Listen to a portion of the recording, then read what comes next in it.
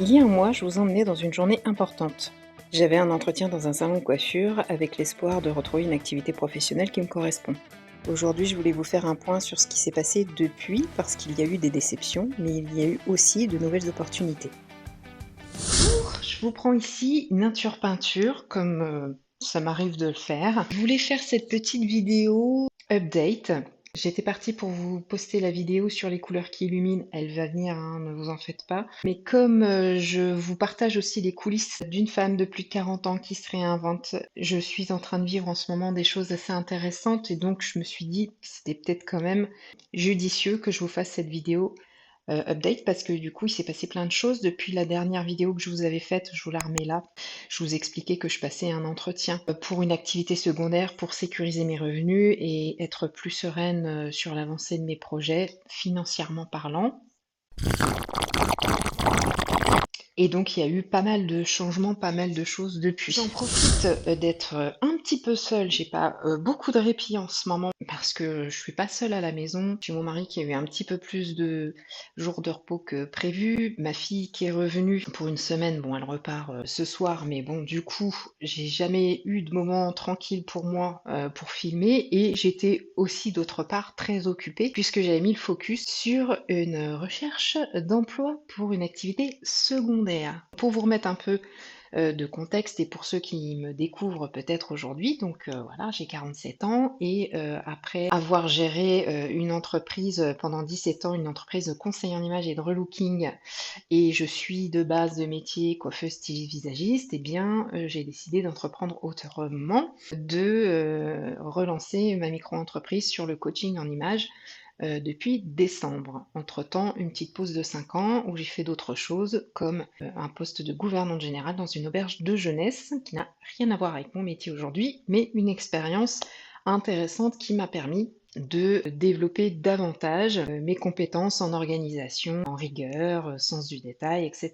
Ce qui m'intéresse aujourd'hui, c'est de trouver un mi-temps parce que j'ai besoin d'une activité secondaire, pas d'une activité principale, puisque mon activité principale, c'est mon coaching en image de soi. Aujourd'hui, c'est de trouver un mi-temps, 20-25 heures max. J'étais tombée sur une annonce d'une coiffeuse qui cherchait à se développer puisqu'elle était arrivée au maximum de ce qu'elle pouvait faire à elle seule et donc elle voulait développer un petit peu son salon et donc embaucher une coiffeuse jeudi, vendredi toute la journée, le samedi matin. Je me suis dit, c'est parfait, c'est pour moi. Je postule le 1er juin, vous savez, via l'application France Travail, etc. Sauf que bon, c'est long. France Travail, eh bien, examine votre candidature. France Travail a envoyé votre candidature à l'entreprise. L'entreprise est en train d'examiner votre candidature. Voilà, c'est trop chiant. Ça, c'était le lundi. Le mercredi, je prends le téléphone, j'appelle. Je lui explique que voilà, qu'elle va recevoir ma candidature apparemment. J'étais vivement motivée pour ce poste. Donc elle me propose qu'on se rencontre le lendemain, ce qu'on a fait. Ça s'est très très bien passé. Quand je vous dis très bien passé, elle se projetait, moi aussi, fatalement. C'était pour démarrer début juillet. Et puis elle décide de me faire un essai.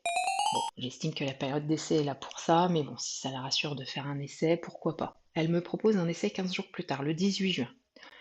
Bon, je me dis c'est un peu loin, mais pourquoi pas. Et 2 jours avant, elle annule cet essai par SMS et me dit que c'est une semaine beaucoup trop calme et qu'elle voit pas l'intérêt que je me déplace pour finalement ne pas travailler. Soit.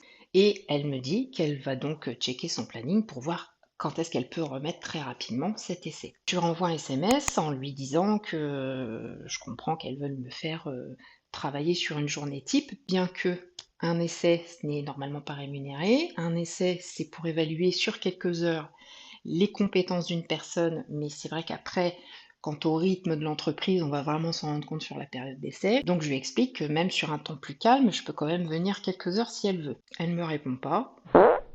J'apprécie moyen le contact par SMS, je lui dis par téléphone de vive voix, ça aurait quand même été mieux. Mais bon, elle est jeune, elle a 27 ans.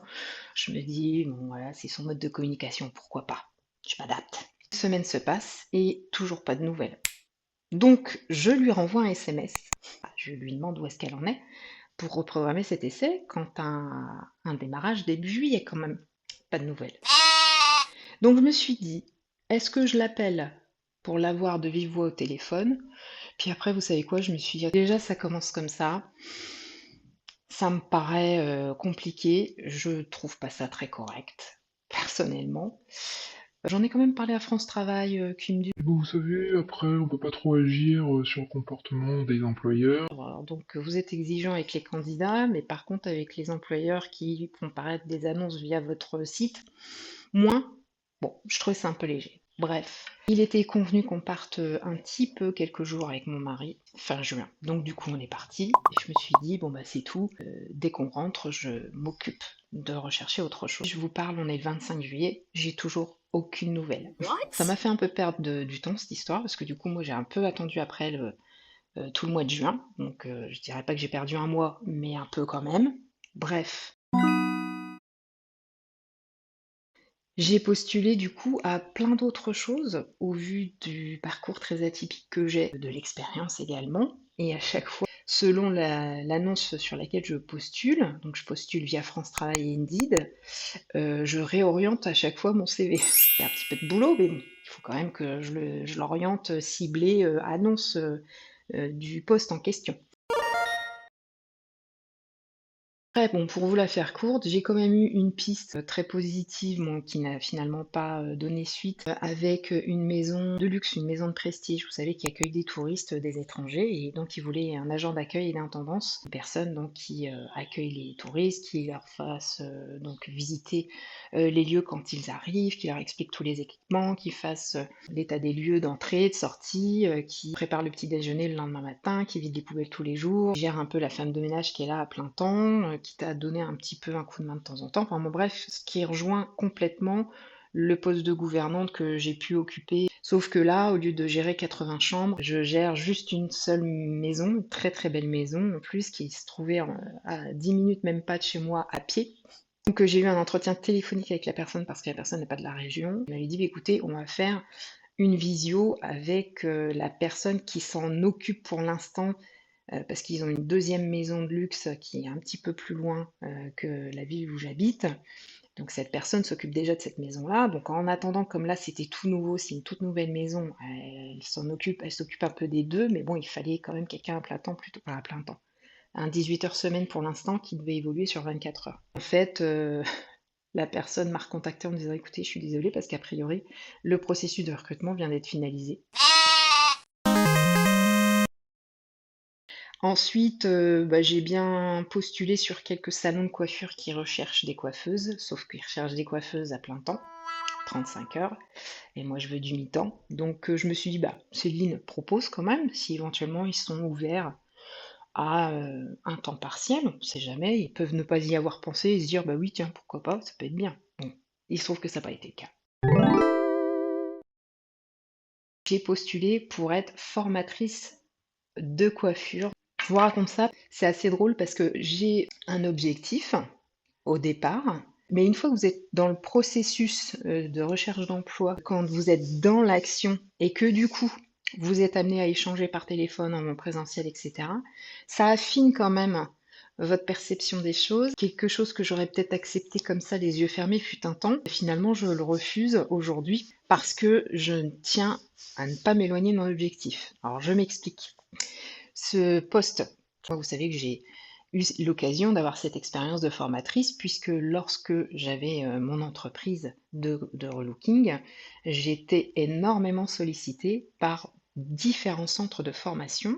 5 établissements avec qui je travaillais régulièrement toute l'année ont sollicité pour animer des interventions dans les formations sur des personnes qui étaient en réorientation ou réinsertion professionnelle. Donc j'ai eu tous les âges. Mon objectif, c'était de les sensibiliser à l'importance de l'image de soi, c'est-à-dire leur faire prendre conscience qu'on communique pas qu'avec les paroles, les mots, qu'on communique avec tout ce qu'on porte sur soi. L'expérience que j'ai, c'est que moi, c'était vraiment ciblé sur l'animation et l'intervention de l'heure de cours en question. Après, je ne participais pas aux réunions internes entre professeurs formateurs, je ne m'occupait pas des suivis de stage. Lorsque j'arrive donc pour cet entretien, elle m'explique qu'il y a déjà une formatrice qui est là à plein temps, tout le temps, toute l'année, mais qu'il faudrait une formatrice un peu volante comme ça, qui vienne un peu ponctuellement. Donc elle me propose uniquement 12 heures de cours pour être formatrice de pratique essentiellement, mais il était possible qu'il y ait aussi un peu de théorie en vente, etc. Elle me dit, mais par contre, pour l'instant, c'est sûr, c'est que 12 heures de cours par semaine. Du coup, je commence à me dire, 12 heures, c'est quand même pas beaucoup. Il faut être là pour les réunions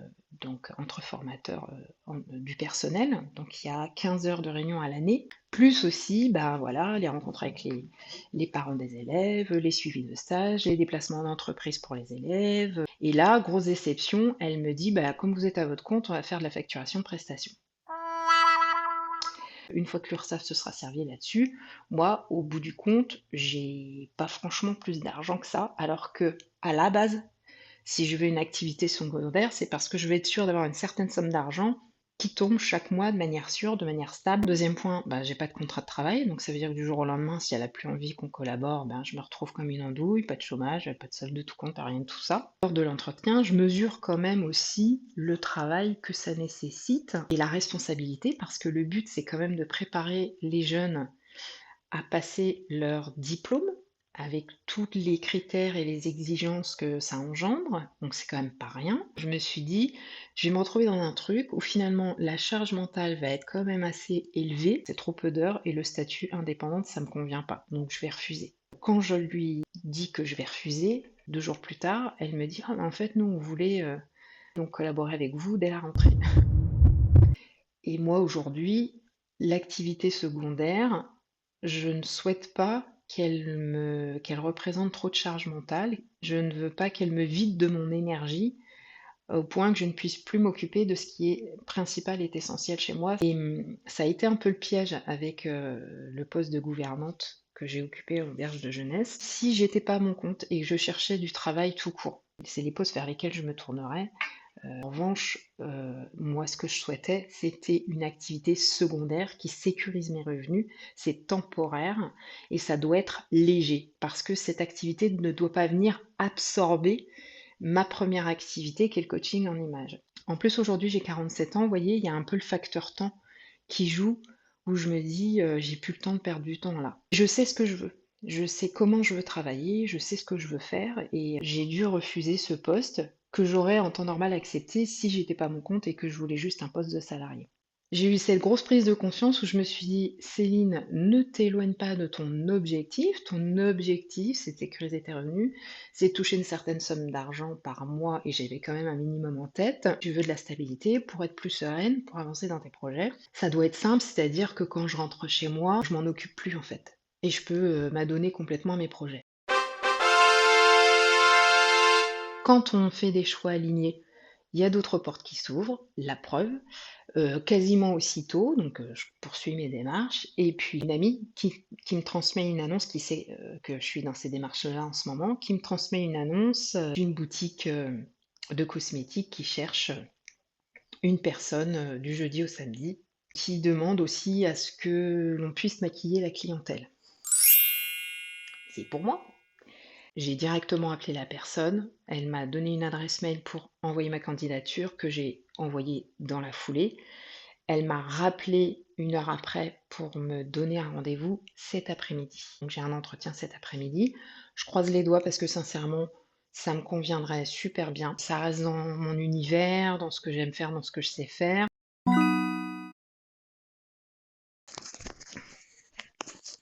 Bon, je vous reprends dans ma cuisine. Donc je me suis coiffée, je me suis maquillée, je me suis habillée, je me suis préparée. Bah, attendez, parce que vous voyez pas du tout mon look en fait. Je vous montre avec un peu de recul tout de même. Ce que vous allez voir. Voilà. Bon, j'ai pas mis mes chaussures encore.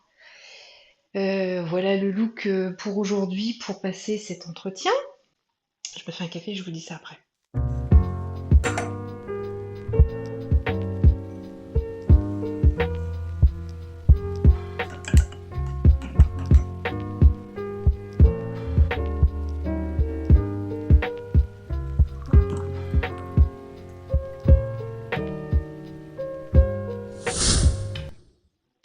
Santé. J'avais pour projet de me lancer dans l'UGC. C'est vraiment quelque chose que j'ai très très envie de faire. J'ai eu un call là cette semaine avec l'organisme de formation avec lequel je souhaite être accompagnée pour me lancer dans cette activité. Le déclic, je l'ai eu parce que ça remonte déjà au moment du confinement. Donc je faisais un petit peu de marketing de réseau et ça m'a énormément plu d'être chez moi à la maison, de travailler à partir d'un ordinateur, d'un téléphone avec rien qu'une connexion Wi-Fi, de faire des vidéos parce que c'est là que j'ai commencé à faire des lives beaucoup. J'avais une boutique en ligne, donc je faisais du chiffre d'affaires. J'ai été très épanouie à cette période. C'était vraiment pour moi une super période. Les gens ont très mal vécu le confinement. Moi, j'ai super bien vécu le confinement. J'ai moins bien vécu le déconfinement, du coup, parce que retour à la réalité. Mais quand même, j'ai eu les premiers déclics déjà là. Et je me suis dit, punaise, c'est comme ça que j'ai envie de travailler en fait. J'ai envie de travailler de chez moi, j'ai envie de faire de la vidéo, j'ai envie de transmettre. Je me suis dit, c'est comme ça que j'ai envie de travailler. Moi, ça m'intéresse de développer un business de n'importe où je peux me trouver, de pouvoir continuer à développer cette activité ailleurs, d'emmener mon business partout. L'inconvénient de souvent des jobs qu'on peut faire en présentiel, c'est que tout ce que vous avez construit, bah, si vous partez, vous embarquez pas tout ce que vous avez construit et vous recommencez tout à zéro. Et moi, c'est ça qui m'intéresse pas, qui m'intéresse plus. C'est pour ça que je ne voulais plus entreprendre comme je le faisais jusque-là. Plus j'avance dans l'âge et moins je suis sur ce truc de travailler salarié, lambda, à mon compte. Bah, j'ai travaillé beaucoup, beaucoup, beaucoup en présentiel, quasiment que ça.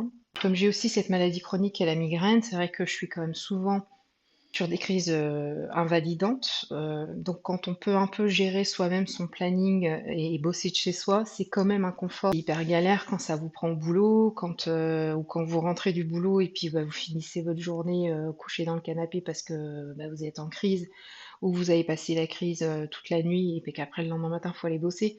C'est hyper compliqué. Après, il y avait aussi l'aspect rémunérateur évidemment où je m'étais enfermée dans un système où je sentais que de toute manière j'étais arrivée au bout de ce que je pouvais faire à moi toute seule. C'est de là qu'est née cette envie. Donc, je lance mon activité de conseil en images dernièrement, donc en décembre, et je tombe sur des vidéos sur lesquelles j'étais déjà plus ou moins tombée, mais bon, je m'étais pas plus intéressée que ça. Et révélation, je me suis dit, mais c'est ça que je veux faire. Je me vois complètement faire ça. Je me vois très très bien faire ça et vivre de ça. Ça nécessite d'être accompagné. J'ai quand même trouvé des petites formations gratuites ou vraiment pas chères. Ça m'a permis de me lancer un petit peu et de voir un peu ce que c'était. Je me rends bien compte que c'est quand même quelque chose qui nécessite d'être accompagné. Si je me lance, en fait, dans 8 mois, je veux pas me dire, en fait, bah, je tourne en rond depuis 8 mois. Voilà, moi, dans 8 mois, je veux déjà que ça cause, en fait.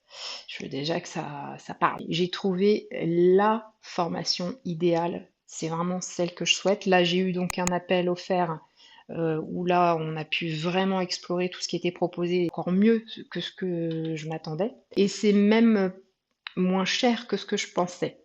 On est quand même sur une formation à 2 500 € ou 5 fois 540 euros. Donc il y a des frais hein, quand on paye en plusieurs fois. Évidemment, pour l'instant, je n'ai pas cette somme. Alors je pourrais l'avoir via mon compte CPF, mais bien sûr, ça ne peut pas être utilisé pour ça parce qu'ils sont pas tout simplement pas dans la liste, ils sont pas éligibles. Dommage parce que vraiment les comptes CPF, le nombre de personnes qui ont beaucoup d'argent dessus et qui peuvent pas tant les utiliser que ça, si ce n'est pour vraiment des formations un peu lambda. Je vais pas faire une formation pour faire une formation en fait, pour dire que j'utilise mon argent CPF, mais c'est quand même bien dommage parce que cet argent-là, je peux même pas m'en servir pour la formation vraiment qui me fait de l'œil quoi. Mais c'est sûr que je vais le faire, ça c'est évident, la décision elle est prise. Pour l'instant, mon seul frein c'est le financier parce que bah je peux pas sortir de l'argent que je n'ai pas. J'en viens donc au look que j'ai aujourd'hui. Pourquoi? Parce que là, tout à l'heure, dans 40 minutes exactement, j'ai un entretien. Bref, donc j'espère que ça va le faire parce que franchement, ça m'intéresserait bien, ça m'arrangerait bien et au moins j'enlève une épine du pied et je me dis ça y est, c'est bon, j'ai trouvé et je peux commencer à être focus sur l'UGC et voir comment je peux lancer tout ça. Je peux déjà dire quand même que là, l'année qui s'écoule, 2026, il se passe des choses. Voilà, quand même, il se passe des choses, ça bouge, j'avance. On a des prises de conscience, on réajuste, mais l'essentiel, c'est d'avoir ce sentiment qu'on avance. Voilà. et moi, j'avance. Voilà pour l'update. Écoutez, je vais finir de préparer un petit peu mon entretien, je vais m'y rendre et puis un petit retour à chaud. Croisons les doigts, priez pour moi.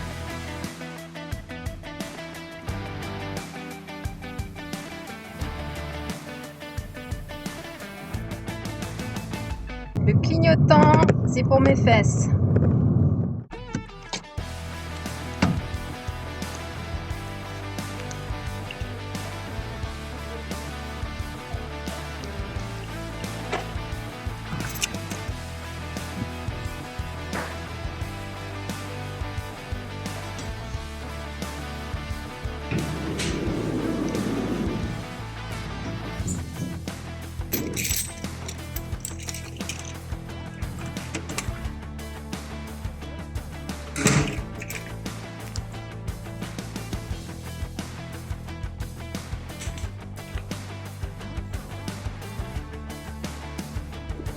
Qu'est-ce qui se passe, madame?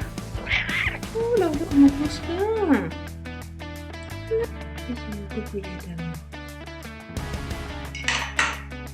Bon, bah écoutez, ça s'est très bien passé, comme à chaque fois, hein, je vous dirais.